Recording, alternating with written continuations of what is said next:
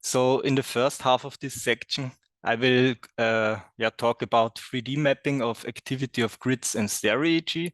And in the second half, my colleague Mostafa will tell you about his research regarding high-frequency oscillations.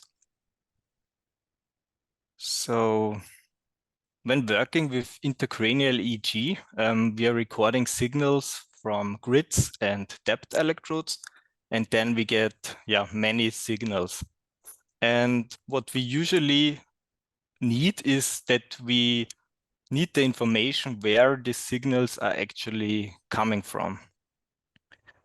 So what we want to do is we want to define a corresponding montage which represents these locations of the electrodes, because we need this, for example, for topographical visualizations to interpret the results conveniently. So for example, we can show high gamma activation by bubbles, or we can create heat maps to show very active brain areas.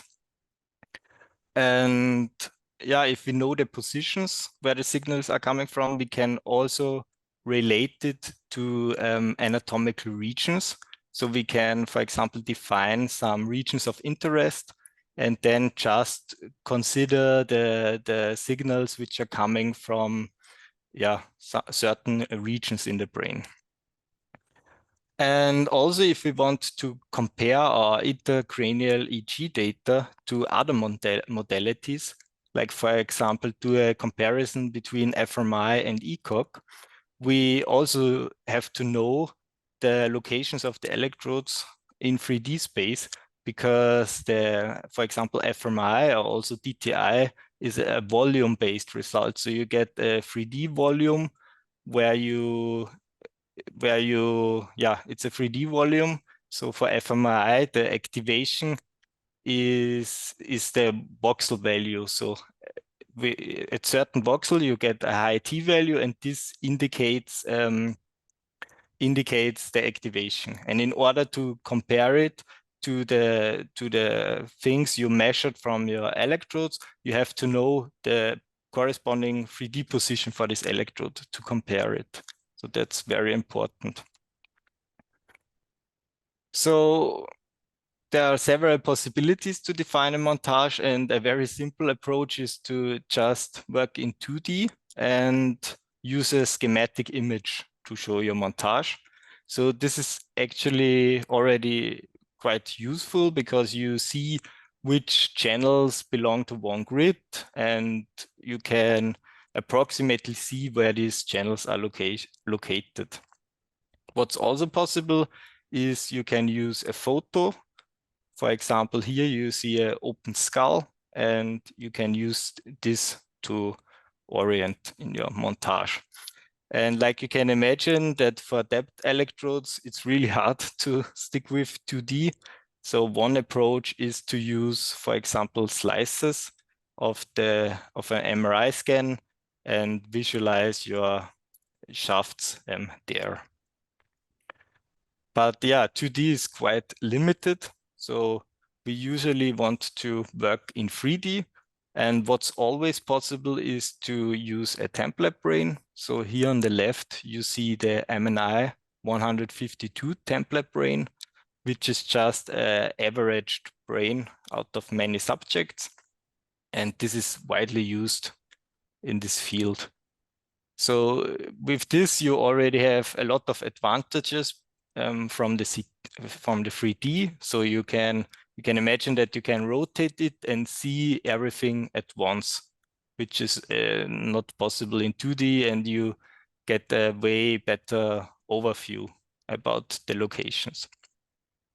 But of course, this is not subject specific. So what is really the best is to create a subject specific 3D brain. So this is really very close to reality. So, but the problem is that it requires some data, obviously. So for creating the 3D brain, you need a MRI, and to localize the electrodes nicely, you need a post-operative CT. And from my experience, there are many tools available, and most of them are based on MATLAB or Python. And yeah, this is quite nice, but especially if you have to interact and so on, these frameworks are not perfect.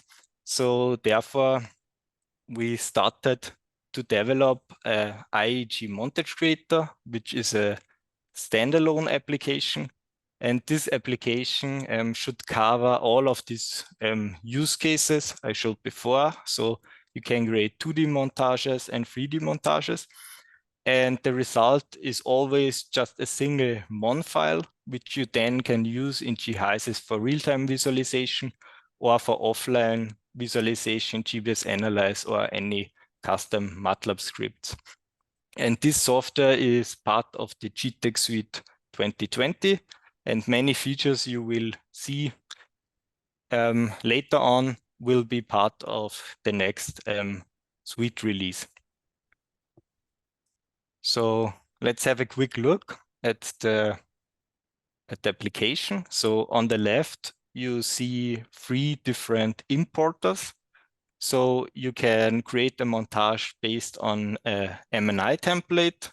You can create a montage based on an image. You can also use the webcam or just load any image. Or if you want to work subject specific in 3D, you can use FreeSurfer, or you can use the other files importer, which allows you to import any file you want to work with.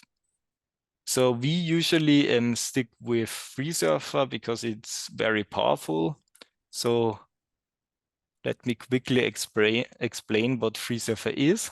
So FreeSurfer is a free-to-use software which you can download. And you see in the bottom right that it's basically just the actual reconstruction pipeline can be called from the command line in Ubuntu or in Mac. So it's not directly usable on Windows, but we come to that point later. But the idea of the software is that you put in a T1 weighted MRI scan, and then it does many processing steps automatically. And at the end, you get a folder with many useful files. And you see that the tool will create these nice looking cortex surfaces. It does volumetric segmentation, chiral labeling, and so on. So it's really powerful, but depending on the input data, this takes usually 5 to 24 hours. So in the montage creator, we provide an importer for this FreeSurfer output. So you can just load an existing output. And in the latest version, it's also possible to install FreeSurfer on Windows by utilizing the Windows subsystem for Linux, the WSL, which allows you to run FreeSurfer on your Windows PC, which is really nice. And the EEG montage creator automatically sets everything up for you. And once it is done, you can just drop your MRI input, and then you can run the pipeline and have it immediately available in the application. And you can choose from 2 cortex reconstruction pipelines. So there's the Recon All, that's the default one, which uses a T1 weighted MRI. And there's a pretty new one, it's called Recon All Clinical. And this uses a little different approach. But this works pretty good for any modality, contrast and resolution. So in some cases, you only have, for example, T2 weighted MRI, for example, then you can use this pipeline to create a 3D model. And the 4th importer is the other importer. This is just a general purpose one. So you can load any cortex surface from any other tool in many formats, for example, g.tec or STL, or you can create a surface based on a binary image volume. So here you see an example from SBM. So SBM is a fMRI processing software in MATLAB, and this allows to create this gray matter segmentation image. And this can be imported, and then the montage creator will create this surface for you. But you see the surface is not that accurate, but yeah, it's way faster. What you can also do in this importer is that you can load any other data you want to add to your montage. For example, you can add surfaces of resection area, or you can add some DTI tracts as custom surfaces. So let's have a quick look how this looks. So here we are loading an existing free surfer result. So it reads the MRI image and the created cortex models of the left and right hemisphere, and some other files. So this takes a couple of seconds. Then we switch to the other importer, and now we want to add a custom surface. So I add it, and then I select a fiber bundle of the corpus callosum, so a DTI result. We can set a color for the surface, and we can name it accordingly. And if we reduce the opacity, we see the fiber bundle nicely. And we can also show the MRI. So this is already available from the free surfer input, and everything is perfectly aligned. What's also possible is we can create subcortical structures on the fly. So we can select the corpus callosum parts and add it to our montage. So this is really nice. And we can already do really nice visualizations. So we can load this segmentation volume and use that volume as a clipping plane for the surfaces. So we get this nice view. So now we have a lot of anatomical data available, and now we can continue to find electrode positions. So for that, the IAG montage creator provides workflows based on your input data. So here you see that we have some ECoG workflows available and some Stereo-EEG workflows. And each of the workflows consists of some processing steps, which you can go through in order to create your result. So now I will show a couple of examples that you get an idea what's possible. Dr. Sanada already showed some of these things, but I will also show some new stuff and how it looks in the most recent version. So the first example is to how interactively place an ECoG grid and a Stereo-EEG shaft. So first, we begin with the ECoG grid. So we have to compute a brain hull because this is required for the interactive placement. So in a couple of seconds, you get a surface covering the cortex. Looks like this. And then we can do the actual placement of the ECoG grid. So for guidance, we can show the oscillation information on the cortex. So here we can really nicely see the different areas. And now we can choose from a big grid library, electrode grid. So we take a 20-channel one, and then, for example, you can place it over the motor region, like I show here. So you can interactively move, and when you release the mouse, it snaps on the brain very nicely. So now we want to add a depth electrode, so we can switch the workflow and go to the Stereo-EEG one. And yeah, first we get rid of some of the visualizations, so that we only see what we want. And yeah, now we can on the fly create a target, subcortical target structure. So here, for example, the thalamus, you can add it and use that as orientation when to place the depth electrodes. So again, we have a big library where you can find the depth electrodes you want to use, and then you can interactively place the electrode in your 3D model. We can also view the model from multiple perspectives so that you can better orient. And of course, you can add many grids and many depth electrodes.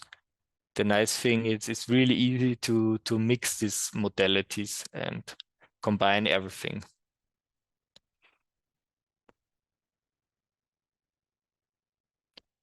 The next example is that Dr. Sanada already explained this. So in the previous video I showed that you can freely place the grid, but you can also use overlay to guide this placement. So you first have to orient it. You can now also change the view angle to create some, like a fisheye effect to really match the image.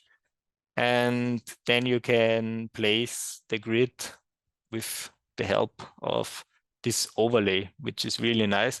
And like Dr. Sanada explained, that's during awake surgeries, for example, where you don't have a postoperative CT, that's the only possibility to create a pretty accurate 3D montage. So you see that it matches really good. But of course, you need some anatomical background, and you have to know how to orient it and so on. But yeah, Dr. Sanada is very good at it and used it quite successfully. The next thing I want to show is how depth electrodes can be placed when you have a CT available. So that's of course way better. So again, we can import our processed subject. We did that beforehand. And then we can really utilize the information from the CT. So we select the corresponding workflow for it. And then again, we need this brain hull covering the cortex. And in the next step, we can then load the CT. And we have to bring the CT and the MRI into the same space and register both images. That's a very crucial step because it determines how accurate your positions are with respect to your 3D model and the anatomy. So this is done fully automated and just stops when certain criteria are fulfilled, and you see it works quite nicely. Second step, we segment this CT, and here we can get rid of all the cable artifacts by just cropping this unwanted part. Of course, we also get a cropping history so that we are able to undo and redo everything if we made some mistakes. And the next step is to actually determine the locations. And you see that the application is able to automatically detect trajectories based on the CT. and it automatically plays a default shaft at these trajectories. And here you see how you can change this default shaft, and it just uses another one. And then, of course, you can replace it and use the ones which were actually used. So now we select one and we remove it, just to show you how it can be done manually as well. So we can select a shaft from the library, and then we can interactively move it. And here you see I can snap it. So bring it close to the trajectory and it will snap and orient accordingly. So that's pretty nice and pretty fast. Of course, you can also move it and snap it to the CT blobs as well. So you have two snapping options, to the trajectory or to the CT, or you just freely move it. And you see that some shafts were marked red. That means that some of the contacts are outside of the brain. And then you can decide if you want to exclude them or include them in your montage. You just can select it and exclude them. And then you're done. You can save the montage and export it to a single file for further usage for offline or real-time visualizations.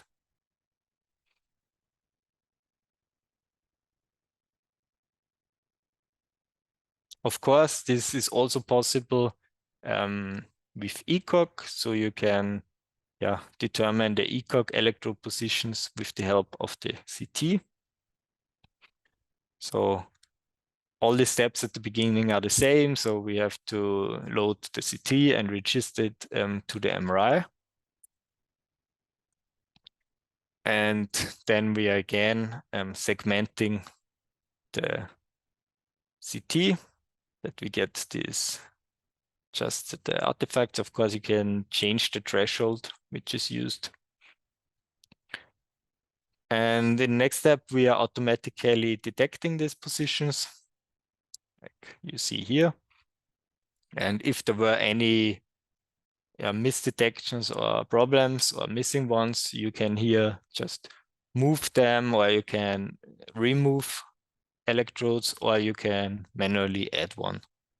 So after that, you should get the amount you need. And here you nicely see the brain shift. So some electrodes are inside the brain because there's a shift between pre and post-operative data. And here you can automatically compensate for that. And in the montage, both positions are saved, and you can always switch during any visualization. And now we can assign a grid by just selecting it from the database, and then selecting the electrodes, and it will automatically fit the grid to the 3D model to get really the exact grid with the shape you've used. We apply, and then you see it automatically assigns the grid. And of course, you can do that for your whole montage, and later on change the order to get the channel numbering you want. Another use case is that you have coordinates available from any other tool. So for example, in this example, we have depth electrode coordinates with labels available. And now we want to use the montage creator to create a montage. So we selected the corresponding workflow, and here we can select the CSV file and add the coordinates. And because we have the labels available, we easily know which positions belong together. So On the left, you can select the contacts you want. These are marked red. And then we can select the corresponding shaft, which was used. So it was a 8 contact one. And you see that one location is not available because it was excluded. So we can also exclude this on the left. And then it's sufficient to just select 2 points and then assign the shaft. Now we successfully assigned it, and yeah, can do that for all of them quite easily. Of course, this is also possible if you have ECoG locations from any other system. Yeah. So from Montage Creator, you can save your montage to this single mon file, and you can use this for real-time visualization in GHiS's Simulink. So you find some 3D scopes in Simulink. For example, we have a bubble scope and an interpolation scope and so on. And then you can do something like this. So you can load the montage, and then the input of the 3D scope block is visualized. So it's visualizing your activity. So the values at input are shown in real time as bubble radius. So also in this 3D scope, you have all of these visualizations features available. So you can even create these subcortical structures during the real-time mapping and so on. And yeah, do all of the visualizations with MRI and so on. For offline visualization, you can just use MATLAB and load the montage file. Then you get a big data structure with all the information. So you, with the surfaces, with the electrode positions and everything you need. And then you can use our plotting tool, which is part of GBase Analyze, or you can create your own custom scripts. And we use this for the study with Dr. Sanada, and we're able to easily create nice visualizations for interpretation and later on for the publication.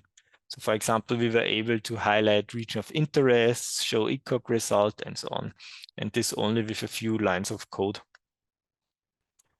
So just a quick demo how easy it is. So you just select the file you want to load. Then you get the data structure in MATLAB. And with this, you're ready to do, you're very flexible and for you to analyze everything and do some nice visualizations.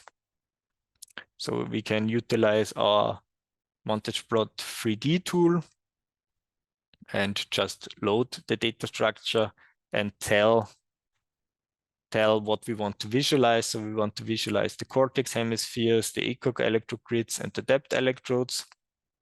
And yeah, it will plot it automatically for us. Then we can set the view to adjust the lights and so on. And then we have access to all individual objects which were plotted, and we can modify everything according to our needs. So we can even use this parcellation information to color the cortex. Yeah, like you can see here. And now we can also plot the electrodes, and we can change the radius. And then on top, we can add some activation shown by bubbles.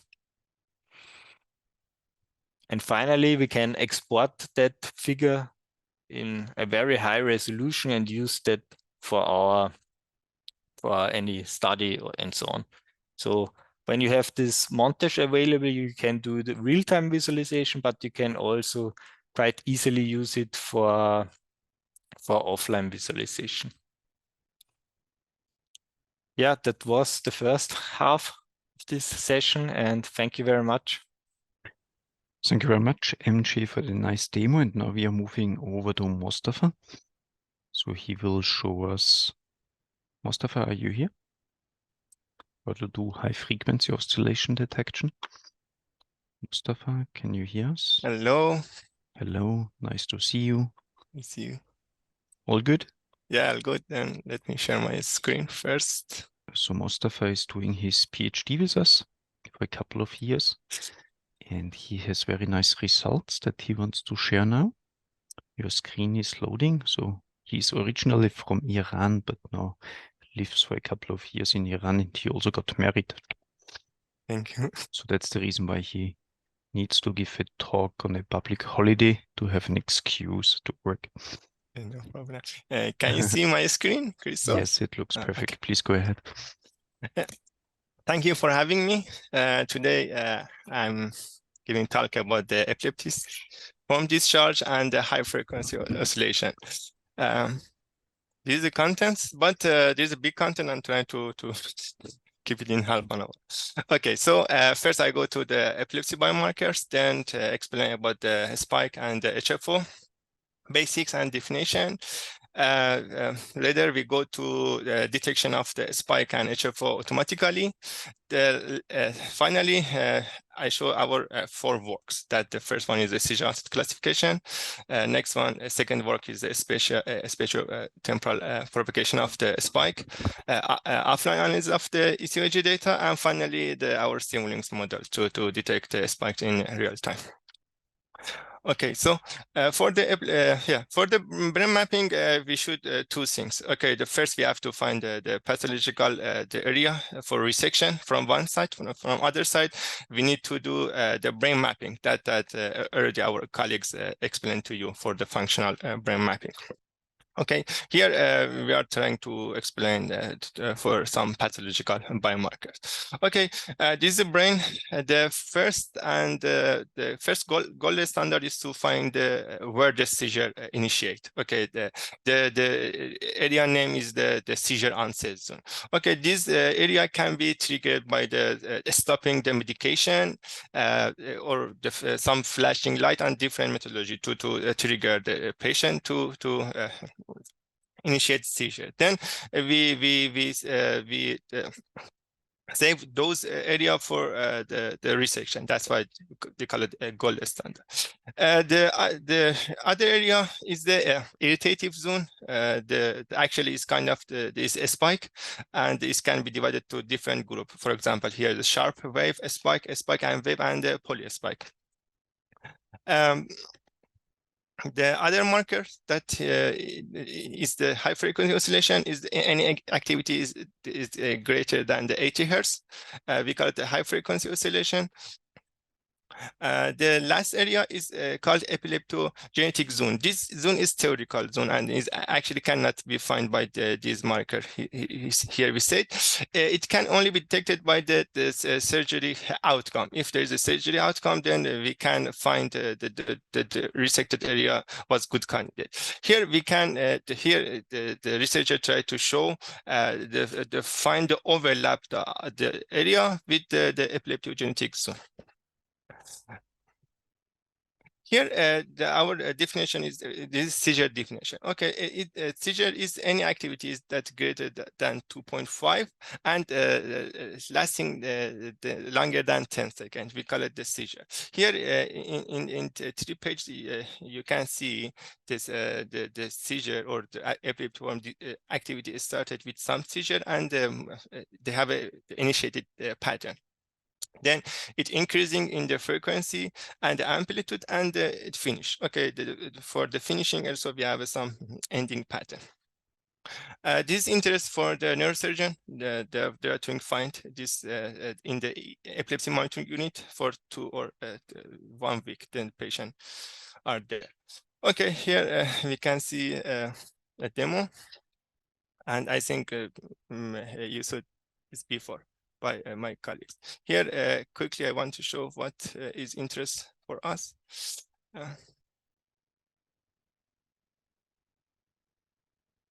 Here you can see in some channels, there's some activity. Okay, then it is actually happened during the seizure time.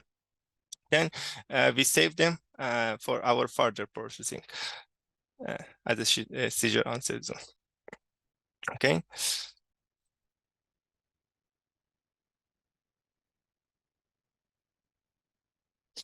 Okay, here is some definition according to ACNS about the spike. Spike is general term that used either in the intracellular recording or extracellular recording. Here is our work. We use the extracellular recording.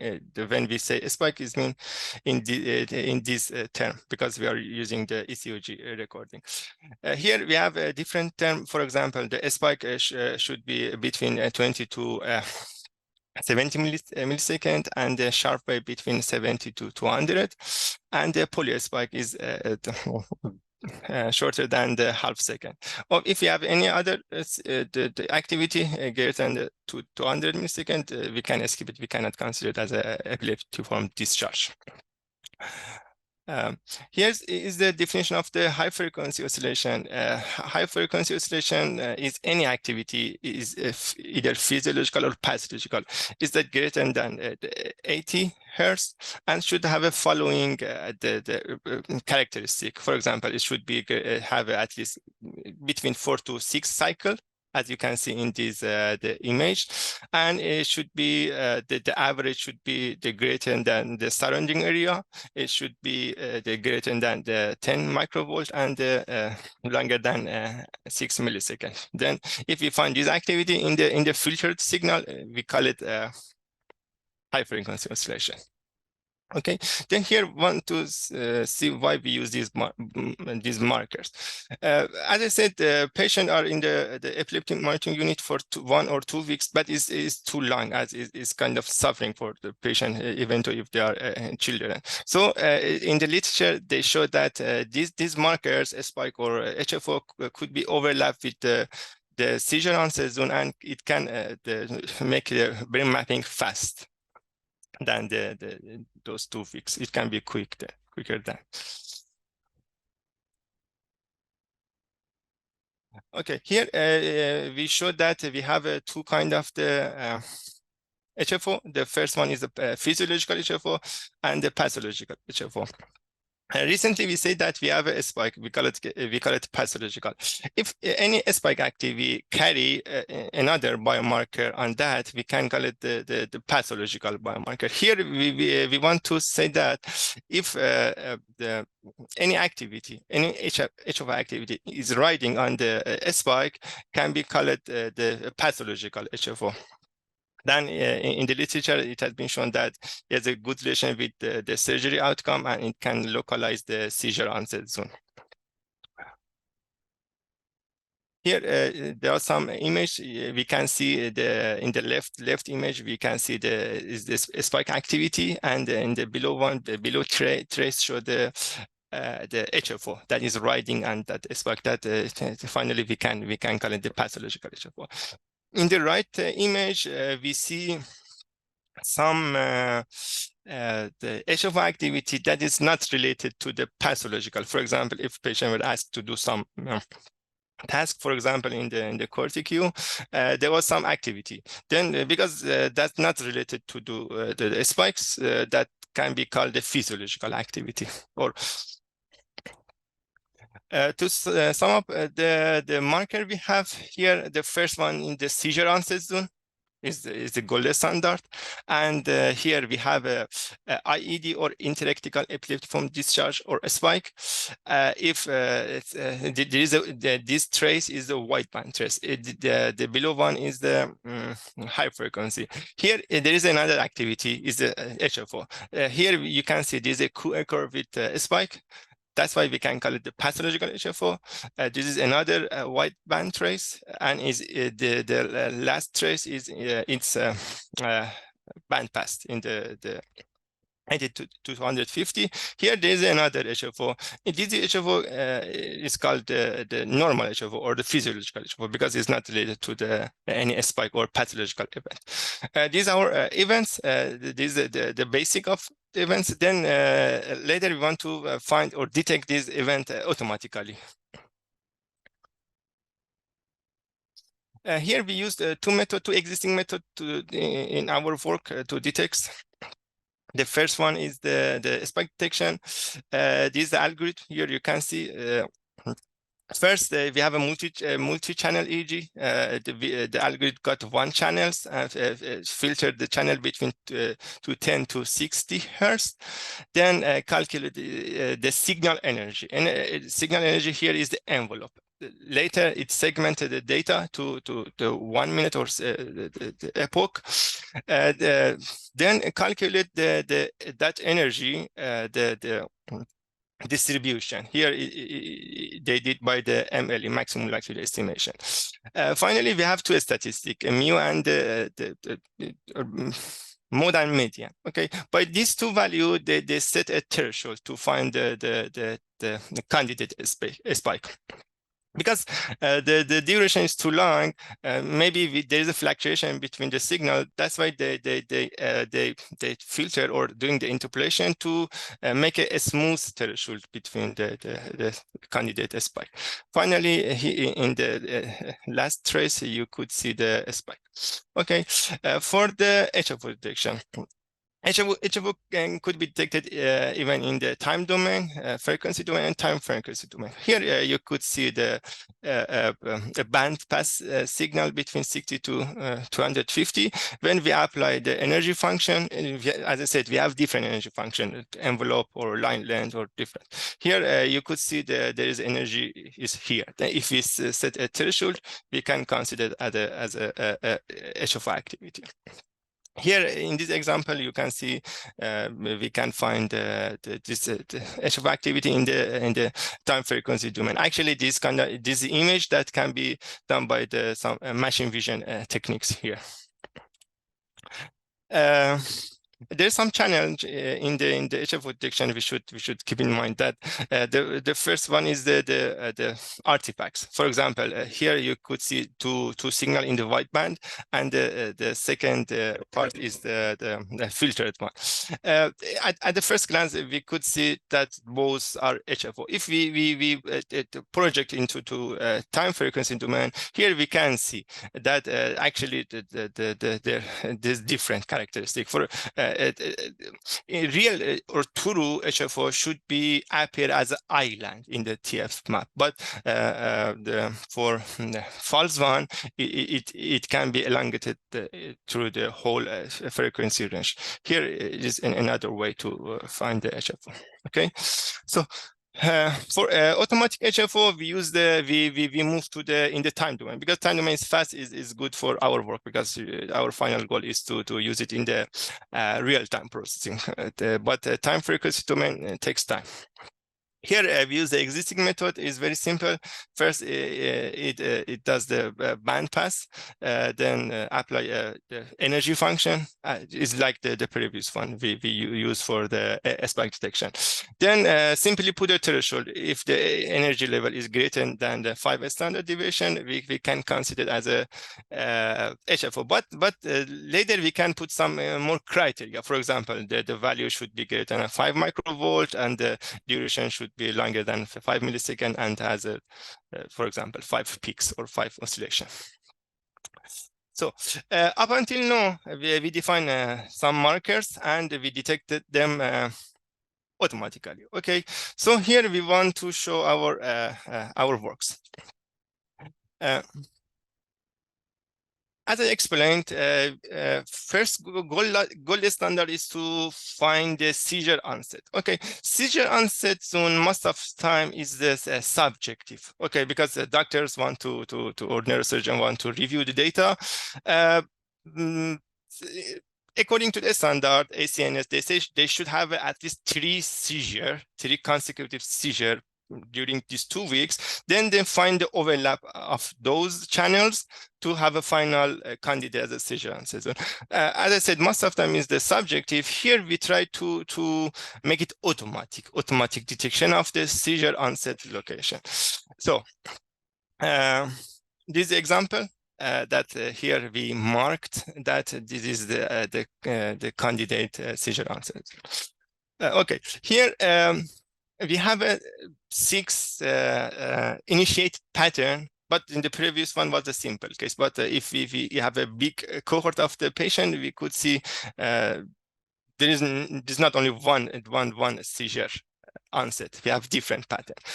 Here in this, here you can see the first one is a low voltage and a slow activity, low voltage, fast activity, low frequency, high amplitude, fast activity, rhythmic spike, and delta rhythmic. In the right image, you could see a different initiated pattern. It is not like the one patient is coming from the many patients here.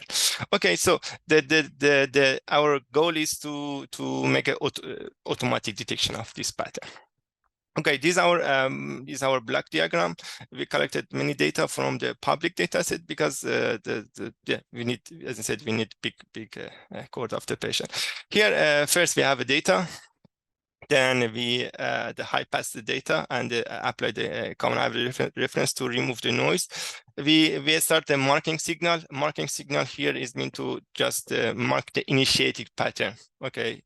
Then we have a pull of the initiative pattern of signal. Later we apply the feature extraction. Here we use around the 17 of the feature that is in the time domain, frequency domain, and the time frequency domain. Then because that signals is marked by ourselves, then we tag signals to the 6th class. Okay. Then we apply the LDA to make a classification. But here we add one extra channel as a non-seizure. So in the way that it can detect seizure and non-seizure and each seizure class. Okay. Then we reported by some metrics here. Here you can see the results. In the left image, you could see the class-wise the performance. In the right image, you could see overall performance. Here, because here we show the different metric. FS score is kind of the balance between the data. Could be better. Here it shows that it's performing well, but in some case, for example, in the delta rhythm, performance is not so good because the reason is because of the lack of data in this pattern. You know, in the classification or in the machine learning world, the data should be balanced. That's why here we have a low accuracy. The reason is that. Okay, so this was our first work. Our next work is we are trying to find the propagation of the spike using in the epilepsy surgery. Okay, so previously I explained the spike detection. Okay, spike detection is simple. Okay, it doesn't care about the spatialization. It just find it detect the signal during the time. Okay, here we find because according to the theory, it's a spike cannot be happen in the single channel. Okay, because a bunch of neurons firing together. If you have a spike, it should be appear in the neighborhood, in the adjacent electrode. That's why here we're trying to find a sequence of a spike, or we can call it propagation. Okay, we use the existing sequence detector. The algorithm is as following. It first detect the first channel, first spike as a leader. Then if the upcoming spike are in the close to the leader, for example, 50 millisecond and 15 millisecond with the previous spike, they add it in the sequence. Okay, then during the whole channels, maybe we have many, but then we can put a threshold because according to the propagation, they should happen in the vicinity. Okay, then we say if they are close to each other in 5 centimeter or 2 centimeter, they put it in the one sequence. Okay, then we keep the close spike, and we can speak the other spike that in the distance. Okay, so here we can see a 2D brain, and here we see some spike that occur in the vicinity each other.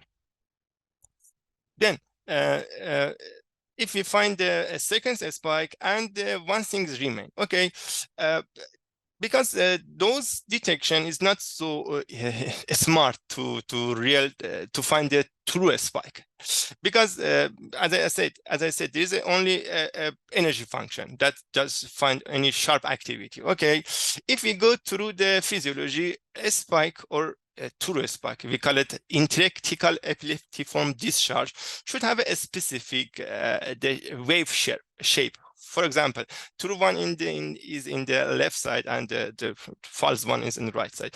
The true spike should be asymmetrical, but in the right side you can see it's symmetric, and should be followed a slow wave, and should be B or triphasic, and irregular background activity. In the next step, we're trying to find the true one. Okay.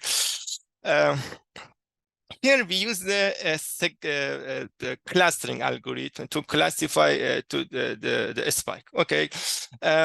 Here we use the common clustering, but we changed its metric function, distance metric. The default one is the Euclidean distance. Is just, for example, imagine we have two signals. Euclidean distance just compare or the samples. Sample time, but here you could see sometimes we have a two spike that in the shape similar, but the maybe position is not correct. That's why the dynamic time wrapping is another metric that consider the signal shape. We use that metric as the distance metric for comments. Okay, first we did the clustering, and we choose the spike that is similar to the true spike. For example, here we set the clustering to the 4 cluster, then we can see which one is very similar to the standard shape. Okay, here we use cluster number 1 as to true one, and 3 and 4 as a non-IED or non-spike. Okay, then we trace back and get the true one and put it in the pool. So we have a two pool of the true ID and the non-ID. Okay, so as I said, our gold standard is seizure onset zone. Here we want to compare our marker, which is called IED, to the seizure onset zone. Okay, in the left table, we see 35 of the true IED exactly located in the seizure onset zone and 62 in the non-seizure onset zone. And those marker that is non-IED is 10% and the 90% in the non-seizure onset zone. In the left comparison, as I said, we compare the marker exactly located in the channels. Okay, but as I said, the one spike could be propagated. That's why in the right image, we compare the distance of each marker to the seizure onset zone. In the x-axis, you can see the distance per millimeter, and in the left side, you can see the number of spikes. In this distribution, you can see many of the true IED exactly located in the seizure onset zone. The distance 0 is mean exactly inside, and the most of them are the close.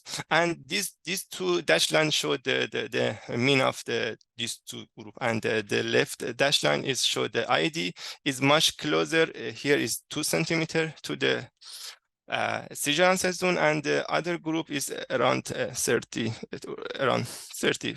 to 3 to seizure onset zone. Okay, so our third work is to find we have as I explained earlier, we have a bunch of the spike. Here we want to see the relation between those marker and the seizure onset. Okay. Here we used our cohort. Our data is recorded with the collaboration with Dr. Kamada in the Mugimino Hospital. Here we have 3 patients. We want to apply our marker. If you want to check if they could be a good candidate to finding seizure onset or not. Here we used we have a 3 subject and 2 group of data. One group is IED data, the group that they use medication. We call it IED. The other group or other experiment is the non-IED. Okay, then we expect that in the non-IED group, those patients that didn't take the medication, the event rate should be higher than those that got the medication. Okay, here we apply the markers, and here we find a sequence of the spike, and here we see the high frequency oscillation. That here we can see the most of the markers are in the seizure onset. Here in this two figure, we plot the event rate. Here we have a 4 biomarker: spike, ripple. Ripple is mean the HFO, because HFO is divided in 2 parts: ripple and fast ripple. Ripple is between 80 to 250. Fast ripple is between 250 to 500. Here we only use the ripple frequency range. This is the pathological HFO, and those spikes that are in the group, or we call it a spike sequence. Okay, here we can see, as we expected, in the non-IED group, the rates are more. But if we cannot see some rate here because we scaled to have the same shape. But in the next the table, we can see better. Okay, this is our 5 markers. We have a spike, ripple, fast ripple, pathological HFO, and the spike sequence. Our current metric is the rate, markers rate. Okay, so finally we have to find a threshold to divide channels. Those channels are indicator of the seizure onset zone. Those channels are not in the seizure onset zone. That's why we try to set a threshold. Okay, here we play with the threshold to reach this specificity of the 95%. The specificities mean that the channel are not in the seizure zone. Sensitivities, those channels are inside of the seizure onset zone. Here, as we expect, non-IED works better. Okay, non-IED group works better.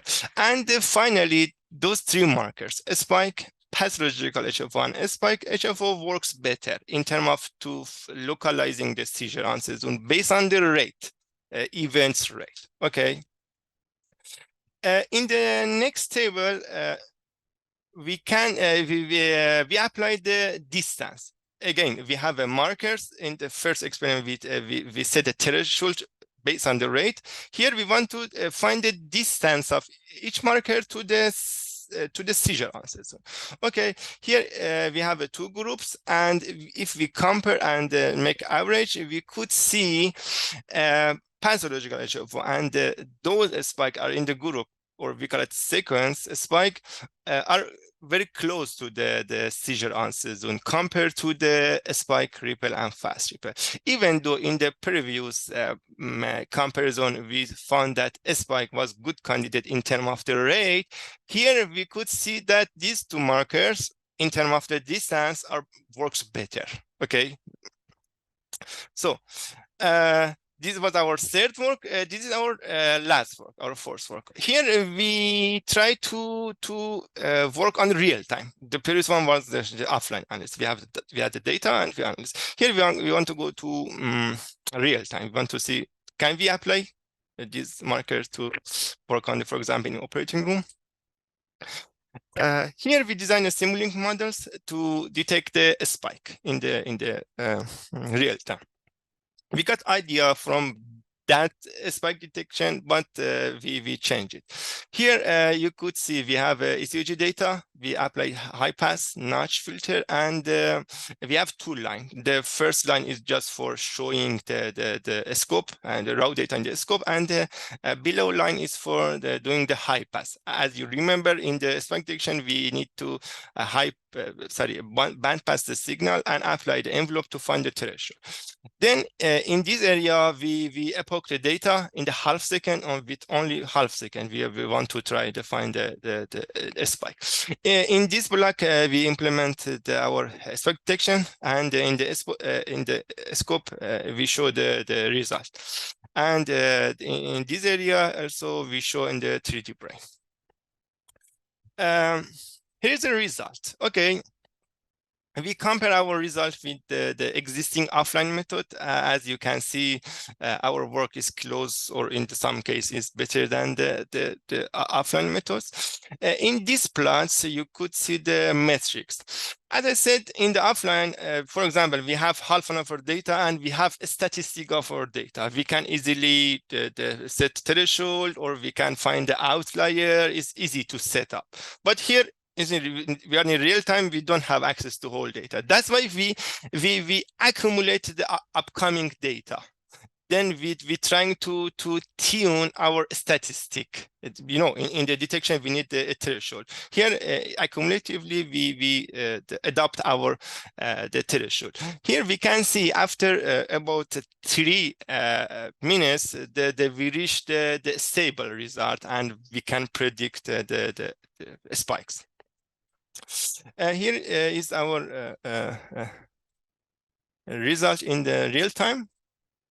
That the yellow area indicate the seizure onset zone, and in the right panel you could see the detected spike. And in the 3D scope, we try to plot it in per minutes.